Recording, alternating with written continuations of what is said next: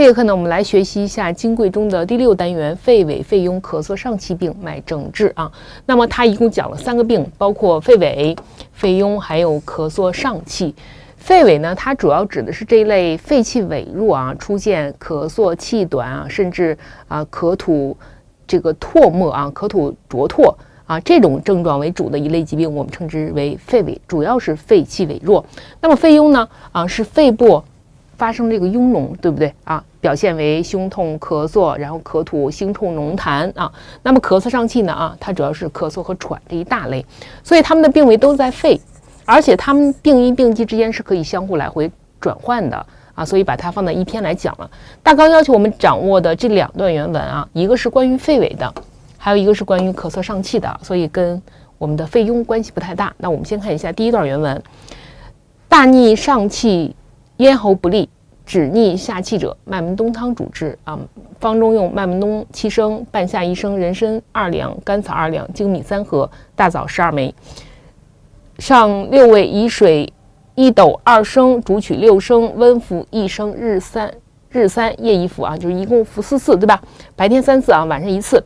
后面这些呢，都是关于方剂的药物组成以及它的煎煮方式的，因为跟我们现在的剂量，它这个剂量的用量单位呢是不太一样的啊，所以大家不用太多的关心它的这个剂量问题。但是有一个需要注意，和半夏，注意它的比例，这个比例是7:1，就是即便我们现在在用麦门冬汤的时候，我们对麦门冬和半夏这个比例依旧是用着7:1的比例啊，这是固定的。好，我们看这段原文啊，那么他说大逆上气，这个大逆经人考证啊，应该是火逆啊，火逆呢会更符合一下原文和上下文。那么火逆上气指的是这个火啊，一般是虚火啊，虚火上逆，出现喘，然后呢咽喉不利啊，也是虚火上灼咽喉。止逆下气者，能止住它这个咳嗽气逆和它这个咳嗽气逆以及它这个火逆的方法是什么？是用麦门冬汤主治啊，这是这段原文的话啊。那么我们看看为什么麦门冬汤治疗这种火逆上气所导致的咽喉不利呢？我们看看这段原文其实它在论述虚热肺痿的症治，看似这个原文跟肺痿关系不太大，是吧？但其实它就是在说肺痿啊，这是肺痿中的一个类型。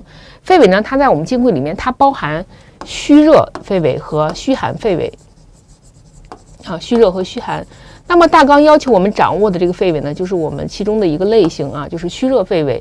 虚热肺痿它最开始的病机是怎么回事呢？其实是因为肺胃阴虚，阴虚会生内热，对吧？内热这个虚火炎灼肺然后肺这个肺的脉络出现受损那么出现咳嗽它的宣长了，出现咳嗽气逆上气另外呢，它上灼咽喉，出现咽喉不利，这是肺痿的由来。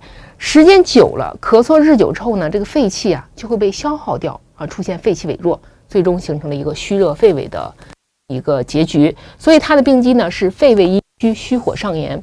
可能有的同学会讲，既然是肺痿，它的病位在肺，那么跟胃有什么关系呢？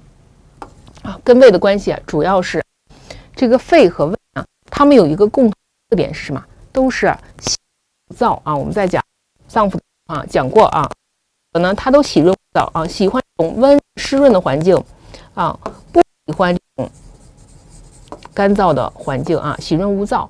因为二者都喜润恶燥，所以但凡有一些阴虚，首先侵犯的就应该是这两个脏腑和胃，而且它们都是位于我们的中上焦离肺的距离呢都比较近，所以跟肺也有关系肺胃阴虚，然后虚火上炎，用麦门冬汤去治疗。里面这个主要它比例在7半夏1，麦冬可以滋养使阴腹而火降它既可以滋阴，又可以把你上逆来的这个虚火给它降下去。而半夏呢，降逆下气，化痰开结主要是什么？止咳化痰的。再加上人参、甘草、粳米、大枣，养胃益气生津，它可以生津，同时又可以益气。那为什么要益气因为虽然最开始是阴虚火上炎，但因为它咳嗽日久，最终的一个结局是什么？是肺气痿弱，对不对啊？所以它除了养阴之外呢，它还要益气啊，养它这个胃气或者是肺气所以这个原方呢，既有滋阴降火的啊，又有降逆下气的啊，平喘的，然后还有我们的益气的。其中的比例大家要知道啊，麦冬和半夏它是一个7:1的比例相配，二者相配呢，使半夏的这个温性啊、温燥之性呢就去掉了。我们说的去性存用，对吧？去性存用就是指的这种相当于保留它降气、降逆下气、化痰开解的这个特点，但是把它性温的这个特点用麦冬给它中和掉了。然后麦冬呢也不至于滋腻碍胃因为半夏可以什么？可以降逆下气来调理这个气机，所以二者这个配伍呢是非常有讲究的不能随意的改动。考试的时候你也要记住，它是麦冬为7，半夏为1麦冬为7，半夏为1。接下来我们看一下第2条原文：肺胀、咳而上气、烦躁而喘、脉浮者，心下有水，小青龙加石膏汤主之。这在论述什么情况下要用小青龙加石膏汤主之。这里面这个肺胀呢，跟我们中医内科学中的这个肺胀还是不太一样的它俩是有区别的。那么这里面这个肺胀，它其实是属于咳嗽上气中的一种类型咳嗽上气。我们说这篇它论述了肺痿、肺痈和咳嗽上气3种病，对吧？这个肺胀呢是属于咳嗽上气中的一种类型。咳嗽上气呢，它分虚症和实症。虚症是什么呀？虚症其实就是我们讲的什么？讲的肺痿就是我们讲的肺痿。而这个实症呢，就是我们这条原文所讲的这个肺胀那么肺胀到底是什么意思它是指的是感受了实邪，然后这个实邪闭阻气机，影响了肺的宣发肃降功能出现的这个咳嗽上气的症状，就称为肺胀它是表示的一个是实邪那么我们看一下它的症状：咳而上气这是咳嗽上气的症状。然后烦躁而喘，脉浮者，心下有水。心下有水提示什么呀？提示它内有水饮这是一个浮饮就是以前一直有的相当于是一个病根儿。那么内有浮饮，然后用脉浮脉浮是提示什么呀？提示外感，对吧？外感风寒外感风寒。也就是说，这个病人呢，他体里面有恰逢外感风寒这个时候我们在伤寒论也是，你可以用什么小青龙汤去治疗，对吧？外有风寒，内有水饮嘛。但是它和小青龙汤不一样的地方在哪？在于它还烦躁而喘。为什么会出现烦躁而喘呢？通常情况下我们看到烦躁都应该想到这是什么？这是因为热所导致的，因为热扰心神，最容易出现烦躁。那么这个热是哪里来的呢？这个热呀，是我们这个水饮和外感风寒日久不愈所郁热所化生出来的郁热是郁而生热那么既然它已经化生出郁热来了，你再用小青龙汤就不对了，应该用什么？小青龙加石膏汤加了一味石膏。这个方剂呢，完全就是小青龙加石膏组成的没有其他的加减变化。那么上9味，以水1斗，先煮麻黄，去上末，纳诸药煮取3升，强人服1升羸者减之，日3服，小儿服4盒。什么意思就是你服药的时候要根据什么？根据人的这个胖瘦还有它的大小来服，对吧？可能体质好的或者是身材比较魁梧的，你要多服一点；瘦弱的少服一点。小儿呢也要减量这是这个意思。好，这段原文那么我们看一下它相关的考点，它是论述外寒内饮就是我们说的小青龙汤症，对吧？然后遇久化热的这个肺胀的症治在论述这个问题。所以肺胀的病机就是外寒内饮，遇久化热。而它的方药小青龙加石膏汤，目的就是解表散寒治疗它的脉浮，对不对？然后因为心下有水，所以用温肺化饮；又因为烦躁而喘所以辅以清热除烦。用麻黄桂枝解表散寒，宣肺平喘。再用细辛干姜半夏干嘛呀？降逆，然后化饮。石膏呢这是清热的，对不对？清热除烦。然后五味子芍药收敛肺气，以防心散太过。还有甘草调和诸药这是我们的小青龙加石膏汤跟小青龙不一样的地方就是在于内有郁热。